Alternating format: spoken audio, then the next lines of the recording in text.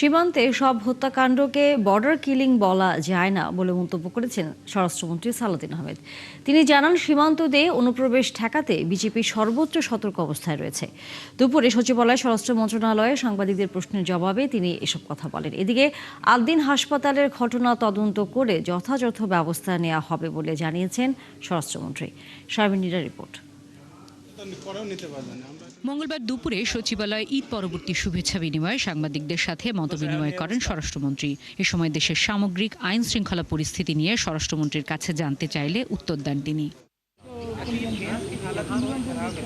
সম্প্রতি ভারত থেকে পুশব্যাকের যে চেষ্টা চলছে সে বিষয়ে স্বরাষ্ট্রমন্ত্রী বলেন, যে কোনো রকম অবৈধ অনুপ্রবেশের বিপক্ষে বাংলাদেশ। ভারত থেকে আইনানুগ প্রক্রিয়ায় বাংলাদেশের নাগরিকদের দেশে ফেরত পাঠাতে হলে এনআইডি যাচাই করতে হবে। পরে তা পররাষ্ট্র মন্ত্রণালয়ের মাধ্যমে সঠিক প্রক্রিয়া অনুসরণ করে পাঠাতে হবে। কথা বলেন সীমান্ত হত্যা প্রসঙ্গেও। আমাদের সীমান্তে অথবা জিরো লাইনে এসে যদি কিলিং করে সেটাকে আমরা বর্ডার কিলিং বলতে পারি। যদি আমাদের সীমানার অভ্যন্তরে এবং তাদের সীমানার অভ্যন্তরে কোনো রকমের কোনো অপরাধে জড়িত থাকে কেউ, ইললিগ্যাল ট্রেসপাস করে যায় কেউ, সেটা তারা কিভাবে অ্যাড্রেস করবে সেটা তাদের দেশীয় আইনে করবে। এটাকে বর্ডার কিলিং বলা ঠিক হবে না। আল-দিন হাসপাতালের ঘটনা তদন্ত হচ্ছে, যথাযথ ব্যবস্থা নেওয়া হবে যুক্ত করেন সালাউদ্দিন আহমেদ। পোস্টমর্টেম না করলে মামলার ক্ষেত্রে ব্যাঘাত তৈরি হয় বলেও জানান সালাউদ্দিন আহমেদ। পোস্টমর্টেম না হয়ে থাকলে আসলে মামলার ক্ষেত্রে এটা বাধার সৃষ্টি হয়। এটা গার্জিয়ানদের উচিত যেন পোস্টমর্টমটা করায় নেয়। পোস্টমর্টম ছাড়া যদি কোনো মামলা হয়, বিচার কাজের এক পর্যায়ে এটার বেনিফিটটা আসামি পক্ষ পেয়ে থাকে, তো সেই জন্য পোস্টমর্টম করে ফেলা উচিত। প্রশ্নের জবাবে স্বরাষ্ট্রমন্ত্রী বলেন, তোফায়েল আহমেদের জানাজাকে ঘিরে কোনো অপ্রীতিকর ঘটনা ঘটেনি। যাদের আটক করা হয়েছে তাদের বিরুদ্ধে অন্য মামলা থাকতে পারে। প্রথম জানাজা অনুষ্ঠানের পরে কিছু লোক মিছিল টিছিল দিয়েছে, এইটুকু শুনেছি। এর ভিতরে তো আমি অস্বাভাবিকতা কিছু দেখি না। 7 জন অ্যারেস্ট আছে। হ্যাঁ, তারা হয়তো অন্য কোনো মামলায় আসামি আছে। শারমিন নীরা, ৭১, ঢাকা। আসছে 2026-27 অর্থ বছরের বাজেটের দর্শন হবে নিয়ন্ত্রণমুক্ত অর্থনীতি প্রতিষ্ঠা করা। এতে কেউ বাধা দিলে নেওয়া হবে কঠোর ব্যবস্থা, আর বাড়তি নজর থাকবে হতদরিদ্র মানুষের দিকে। ইআরএফ আয়োজিত সেমিনারে এমন মন্তব্য করেছেন অর্থমন্ত্রী আমির খসরু মাহমুদ চৌধুরী। এ সময় ভঙ্গুর ব্যাংক ও পুঁজিবাজার পুনর্গঠনের বাড়তি নজরদারির কথাও জানান তিনি। এ সময় সামষ্টিক অর্থনীতির স্থিতিশীলতা রক্ষার তাগিদ দেন আলোচকরা। রাকিব আল জাবেদের রিপোর্ট। 2 দশক পর বাজেট দেবে বিএনপি সরকার, কিন্তু অর্থনীতির স্বাস্থ্য এতটাই চ্যালেঞ্জিং যে হিসাব নিকাশ মেলাতে বেশ বেগ পেতে হচ্ছে নতুন অর্থমন্ত্রীকে। এ নিয়ে ইআরএফ আয়োজিত সেমিনারে তিনি জানান, দায়িত্বের 3 মাসের মধ্যে বাজেট দেয়া কঠিন কাজ, তবু সচেষ্ট সরকার। অর্থমন্ত্রী বলেন, বাজেট হবে সম্পূর্ণ নিয়ন্ত্রণমুক্ত। সব মানুষের কাছে পরিবর্তনের সুফল পৌঁছে দিতে কাজ করবে সরকার, আর এতে কেউ বাধা দিলে নেওয়া হবে কঠোর ব্যবস্থা। 1-1.5 মাসের মধ্যে বাজেট করা খুবই কঠিন। তার উপরে যে অবস্থায় আমরা দায়িত্বটা পেয়েছি, অ্যানাদার ফিলোসফি যে এই বাজেটের যে নিয়ন্ত্রণ মুক্ত বাংলাদেশ, নিয়ন্ত্রণ মুক্ত অর্থনীতি, নিয়ন্ত্রণ মুক্ত ব্যবসা বাণিজ্য অর্থনীতি। রাজনৈতিক হস্তক্ষেপ ছাড়াই ব্যাংক ও পুঁজিবাজারের পুনর্গঠনে বাড়তি মনোযোগের কথা জানান আমির খসরু মাহমুদ চৌধুরী, যদিও এড়িয়ে যান ইসলামী ব্যাংক ইস্যু। অস্থিরতা তখন কমবে যখন ব্যাংকগুলো রিক্যাপিটালাইজ হবে, ডেপোজিটের টাকা ফেরত দিতে পারবে, ডেপোজিটাররা কনফিডেন্স পাবে, আবার ডেপোজিট করবে, ব্যাংকগুলো লেন্ডিং করতে পারবে। This is the cycle. এ সময় বাজেট ঘিরে নানা দাবি দেওয়ার কথা তুলে ধরেন ব্যবসায়ী নেতারা, আর সিপিডি নির্বাহী পরিচালক জোর দেন সামষ্টিক অর্থনীতিতে স্থিতিশীলতা ফেরানোর উপর। বান্ধব পরিবেশ, জ্বালানি, সুশাসন, আইন শৃঙ্খলা পরিস্থিতি এবং ল অ্যান্ড অর্ডারের কথা একজন বলে গেছেন পূর্ববর্তী বক্তা। এইগুলো যদি আমরা ফুলফিল না করতে পারি তাহলে এই লক্ষ্যমাত্রাটা আসলে পূরণ হবে না। টাকা ডিভ্যালুয়েশনের 45% আপনার টাকার মান হারিয়ে গেছে, তাহলে সে টাকার সমন্বয় ব্যাংকে করতে হবে, কিন্তু ব্যাংক সেটা করছে না, বা সরকারের হয়তো সেখানে মনোযোগ দিতে পারছে না বা করেনি, বিশেষ করে ইন্টেরিয়াম গভর্নমেন্ট। এর অর্থে কিন্তু আমাদের ইনভেন্টরি অফ প্রোডাক্টস বা অন্যান্য যেগুলো জ্বালানি অনলি উই হ্যাভ আবার 40 ডেজ, এবং এখানে কোনো ইনফ্রাস্ট্রাকচার, লার্জ এনার্জি টার্মিনাল কোনো কিছু হয় না। অর্থনৈতিক সরকারকে সময় দেওয়ারও দাবি জানান মন্ত্রী। অর্থনীতির থেকে স্থিতিশীল দেন সমৃদ্ধির পথটা সহজ নয়, এটা সহজ হবে না, এটা আপনাদের সাপোর্ট লাগবে। রাকিব আল জাবেদ, ৭১, ঢাকা। জুলাই সনদ বাস্তবায়ন, আইন শৃঙ্খলা পরিস্থিতির উন্নতি, ব্যাংকিং সেবায় সরকারের অযাচিত হস্তক্ষেপ বন্ধ, প্রশাসনকে নিরপেক্ষ রাখা সহ বিভিন্ন দাবিতে রাজপথে বড় আন্দোলনের প্রস্তুতি নিচ্ছে জামায়াতে ইসলামী। বিরোধী দল হিসেবে সরকারকে প্রয়োজনীয় সহযোগিতার পাশাপাশি যৌক্তিক দাবি আদায়ে কঠোর হওয়ার ইঙ্গিত দিয়েছে দলটি। জুনের 3 বিভাগ ও জুলাইয়ে রাজধানী সহ আরও 3 বিভাগে গণসমাবেশের প্রস্তুতি নেওয়া হয়েছে। আরও জানাচ্ছেন শাহিদুজ্জামান সাকিব। শপথ করিতেছি যে 12 ফেব্রুয়ারি নির্বাচনের পর 2/3 আসন নিয়ে সরকার গঠন করে বিএনপি। আর দ্বিতীয় সর্বোচ্চ আসন নিয়ে প্রথমবারের মতো বিরোধী দলের ভূমিকায় আসে জামায়াতে ইসলামী। তবে শপথের পর থেকেই গণভোটের রায় অনুযায়ী জুলাই সনদ বাস্তবায়নের দাবিতে সংসদ ও রাজপথে সরব দলটি। সমসাময়িক বিভিন্ন বিষয় নিয়ে বক্তৃতা বিবৃতিতে প্রতিবাদ করলেও জুলাই সনদের দাবি নিয়ে ধারাবাহিক আন্দোলন করছে জামায়াত নেতৃত্বাধীন 11 দলীয় জোট। এরই মধ্যে জোটের পক্ষে বিভাগীয় সমাবেশও শুরু হয়েছে। জুলাই সনদের দাবির সঙ্গে সমসাময়িক আরও কয়েকটি দাবি যুক্ত করে চলতি মাস থেকে দেশব্যাপী আরও বড় পরিসরে আন্দোলনে নামতে চায় বিরোধী দলগুলো।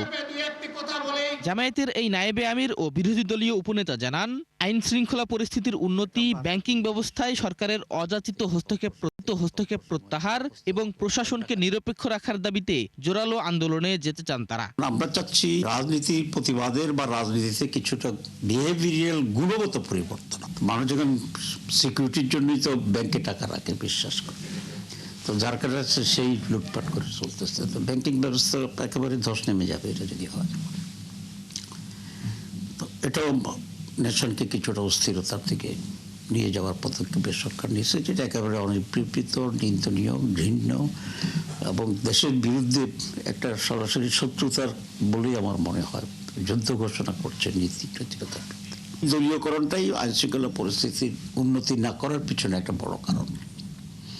কারণ আপনার লোক বসেছেন, আপনার লোক সে কিছু করছে না, আপনি তার উপর শাস্তি দিতে পারাটা তো অনেক কঠিন। স্থানীয় সরকার নির্বাচনে 11 দলের কোনো জোট না থাকলেও চলতি মাসে শুরু হওয়া আন্দোলনে সব দলের অংশগ্রহণ থাকবে বলেও জানান জামায়াতের এ নীতি নির্ধারক। 11 দল তো তৈরি হয়েছে একটা জাতীয় প্রেক্ষাপট, এবং সেখানে আমরা আন্দোলন এবং জাতীয় নির্বাচন আর জিতলে সরকার গঠন, এই 3টে মূলনীতির ভিত্তিতে কিন্তু আমরা ঐক্যবদ্ধ হয়েছি। জাতীয় নির্বাচনের জন্য জোট, আর স্থানীয় নির্বাচনের জন্য যেখানে যেখানে সম্ভব হবে আর যেখানে নাইলে ইন্ডিপেন্ডেন্টলি কাজ করা। তো এটা আমরা আইডিয়াটা দেওয়ার চেষ্টা করছি এবং তারা অনেকেই মোটামুটি কনভিন্সড আছে। ঠিক আছে। জুনে চট্টগ্রাম, খুলনা ও ময়মনসিংহ বিভাগে এবং জুলাইয়ে রংপুর, সিলেট ও বরিশাল সহ ঢাকায় বড় গণসমাবেশের পরিকল্পনা রয়েছে জামায়াতের। আমরা একটু ভয়েস রেজ করব, আর শক্ত করে ভয়েস রেজ। শাহিদুজ্জামান সাকিব, 71, ঢাকা। ফুলেল শ্রদ্ধা ও ভালোবাসায় বর্ষিয়ান রাজনীতিবিদ তোফায়েল আহমেদকে শেষের মানুষ। দুপুরে ভোলা সরকারি বালক উচ্চ বিদ্যালয় মাঠে তাকে গার্ড অফ অনার দিয়ে রাষ্ট্রীয় সম্মান জানানো হয়। পরে তার জানাজা শেষে তাকে পারিবারিক কবরস্থানে দাফন করা হয়। ভোলা থেকে কামরুল ইসলামের তথ্যছবিতে বিস্তারিত। ভোলা সদরের কোড়ালিয়া এলাকার এই বাড়িতে শোকের ছায়া, চারিদিকে নীরবতা। ঘরজুড়ে দাপুটে এই রাজনীতিকের জীবনের নানা স্মৃতিচিহ্ন। দুপুরে হেলিকপ্টারে তার মৃতদেহ ভোলায় পৌঁছালে দূর দূরান্ত থেকে ছুটে আসেন আত্মীয় স্বজন, শুভাকাঙ্ক্ষী ও সাধারণ মানুষ। 1943 সালের 22 অক্টোবর ভোলার এই কোড়ালিয়া গ্রামেই জন্ম তোফায়েল আহমেদের। বিশ্ববিদ্যালয় জীবন থেকেই রাজনীতিতে সক্রিয় ছিলেন। 1969-এর গণঅভ্যুত্থানে নেতৃত্ব দেন। পরবর্তীতে স্বাধীনতা আন্দোলনে গুরুত্বপূর্ণ ভূমিকা রাখেন। 70-এর ঐতিহাসিক নির্বাচনে ভোলার দৌলত খাঁ তজুমুদ্দিন মনপুরা আসন থেকে মাত্র 27 বছর বয়সে তিনি পাকিস্তানি জাতীয় পরিষদের সদস্য নির্বাচিত হন। এরপর একে একে 9 বার এমপি হয়ে জাতীয় সংসদে যান। ভোলায় স্বাধীনতা জাদুঘর, বৃদ্ধাশ্রম, শিক্ষা প্রতিষ্ঠান, হাসপাতাল সহ অসংখ্য উন্নয়নমূলক কর্মকাণ্ডের মাধ্যমে তিনি মানুষের হৃদয়ে জায়গা করে নেন। লাখো লাখো মানুষের শোকের ছায়া নেমে এসেছে। ভোলা আহমেদ মনে করেন ভোলার এমন কোন আনাচে কানাচে এমন কোন জায়গা নাই যে উনি কাজ না করছে। সে একজন ভালো লোক ছিল, সে এক কথার মানুষ ছিল, এক নীতির মানুষ ছিল। ছোট্ট দ্বীপ জেলা থেকে জাতীয় নেতা হয়ে ওঠা তোফায়েল আহমেদ ভোলার বাসিন্দাদের কাছে চিরস্মরণীয় হয়ে থাকবেন বলে মনে করেন তার অনুরাগীরা।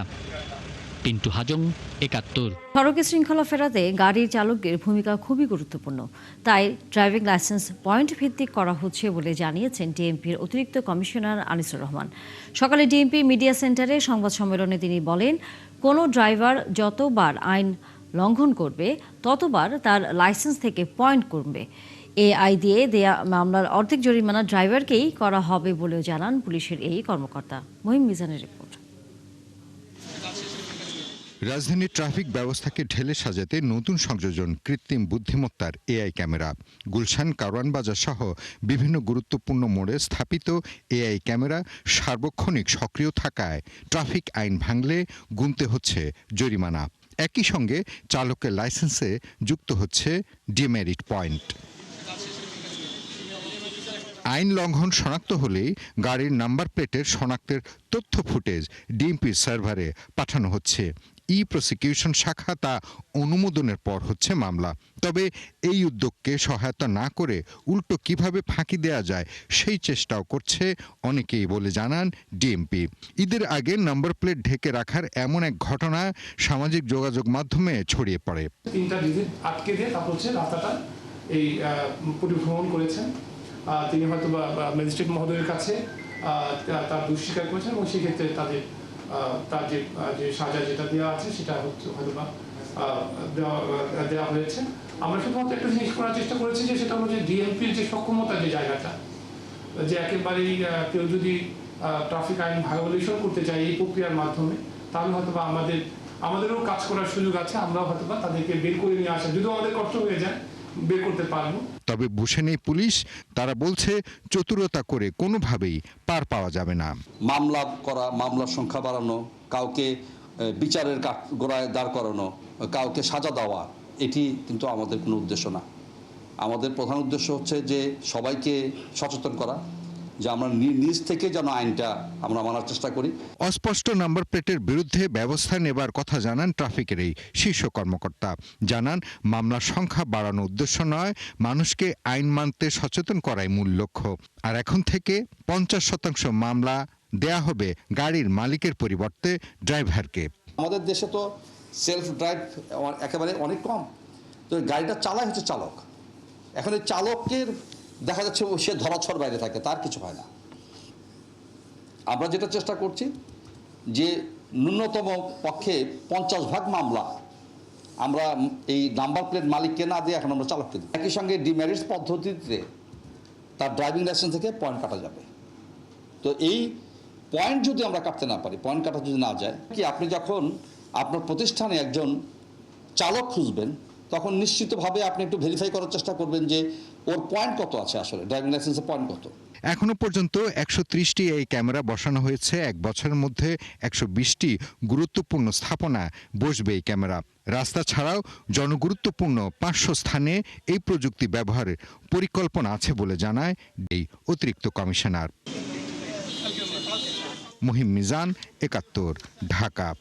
বেসরকারি হাসপাতালগুলোতে 10% বেড ডেঙ্গু রোগীদের জন্য ফ্রি রাখার নির্দেশ দিয়েছেন স্বাস্থ্যমন্ত্রী সরদার সাকাত হোসেন। তিনি বলেন, ডেঙ্গু রোগীর চিকিৎসা সেবা সহজলভ্য করতে ডাক্তারদের ফি ও বেড ভাড়া নেওয়া যাবে না, শুধু ওষুধ এবং খাবারের খরচ বহন করবে রোগী। ডেঙ্গু প্রতিরোধ নিয়ে স্বাস্থ্য খাতের বিভিন্ন অংশীজনদের নিয়ে আজ সচিবালয়ে এক বৈঠকে এসব কথা বলেন স্বাস্থ্যমন্ত্রী। তিনি জানান, ধনী গরিব সকল ডেঙ্গু রোগীর পরীক্ষা নিরীক্ষায় 80% ফি মওকুফের সিদ্ধান্ত নেওয়া হয়েছে। কারো বাড়ির ছাদে বা গ্যারেজে পানি জমে লার্ভা সৃষ্টি হলে তাদের জরিমানা করা হবে বলেও সতর্ক করেন মন্ত্রী। নির্দেশ দেন, লার্ভা মারার জন্য বদ্ধ পানিতে ভারত থেকে আমদানি করা ট্যাবলেট ব্যবহারের। ডেঙ্গু সচেতনতায় আগামী শনিবার থেকে সারা দেশে 3 মাস ব্যাপী সচেতনতামূলক কর্মসূচি চলবে বলেও জানান তিনি। আমরা চেষ্টা করতেছি ডেঙ্গু যাতে জিরো থাকে। লেট আস সি কি হয়। আমরা তো পরিচ্ছন্নতায় যাচ্ছি, ওষুধ ছিটাবো, কি হবে এটা তো বলতে পারবো না, কি হয় যেতে। আগামী শনিবার সকাল 10টায় আপনাদেরকে একটা আমন্ত্রণ জানাচ্ছি সাংবাদিক ভাইরা। আগামী শনিবার সকাল 10টায় Dhaka city north, Dhaka city south এবং সকল বিভাগীয় শহর, সকল জেলা শহরে একযোগে আমরা ব্যানার নিয়ে ডেঙ্গুর বিরুদ্ধে সচেতনতা সৃষ্টির লক্ষ্যে আমরা র্যালি করব, আপনারা সামিল হবেন। শিক্ষকদের হাজিরা দেয়ার ডিজিটাল ফেস ডিটেক্টর মেশিন চুরির ঘটনায় তুগলকি কাণ্ড করেছে খুলনা মেডিকেল কলেজ কর্তৃপক্ষ। সিসি ক্যামেরায় ফুটেজে পিয়নের হাতে যন্ত্রটি দেখে পুলিশকে খবর দেয় কর্তৃপক্ষ, কিন্তু এর সাথে এক চিকিৎসকের নাম আসায় বিষয়টি ধামাচাপা দেয়া হয়। যে শিক্ষকের বিরুদ্ধে অভিযোগ তার সাথে কথা বলেই তদন্ত কমিটি করার সিদ্ধান্ত নেন অধ্যক্ষ। তবে এ নিয়ে কথা বলতে চাননি তিনি। হিমেল মাহবুবের প্রতিবেদন, ছবি তুলেছেন এস এ বাপ্পে।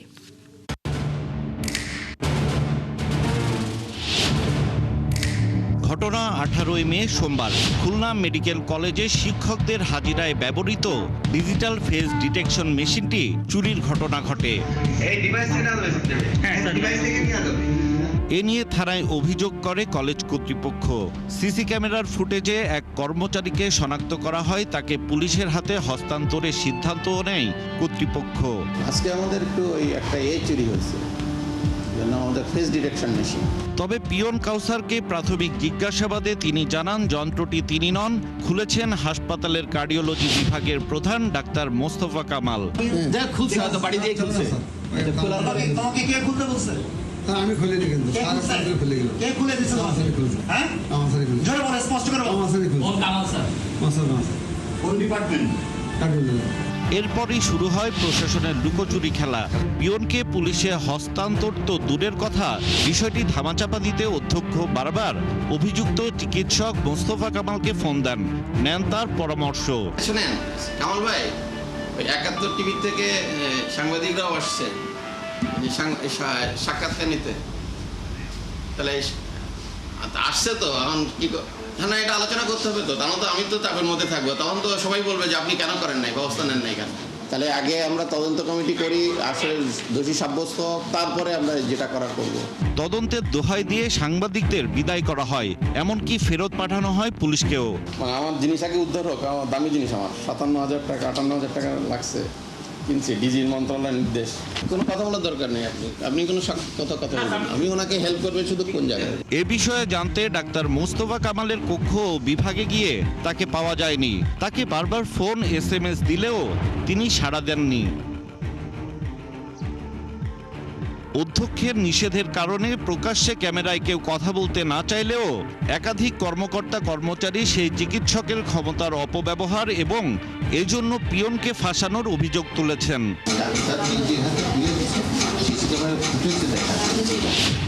হিমেল মাহবুব, 71, খুলনা। চলছে সংবাদ সংযোগ। সরাসরি সংবাদ অনুষ্ঠান দেখতে চোখ রাখুন 71-এর ফেসবুক পেজে এবং সাবস্ক্রাইব করুন 71-এর ইউটিউব চ্যানেল। থাকুন 71-এর সাথে।